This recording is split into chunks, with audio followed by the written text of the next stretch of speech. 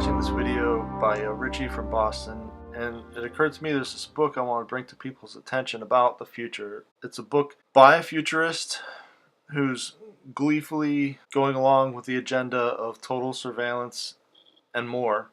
It's called A Brief History of the Future.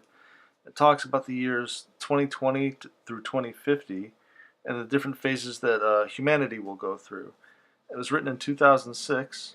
And ultimately, the thrust of this book is transhumanism. It talks about robots as watchers, self-monitoring, super empire, nomads, people, businesses as nomads, and sedentary people who live vicariously and have rich, complex fantasy lives.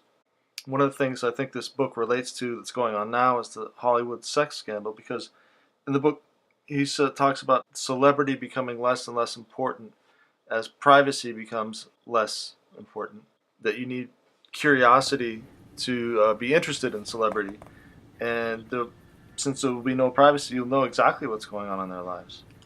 So I'm just going to show excerpts from the book. It's online. I'll leave a link to the book online, but I just wanted to show some things here where he talks about like things that we already know are coming into existence, where everything is identified within the system that can be tracked through Wi-Fi and other means.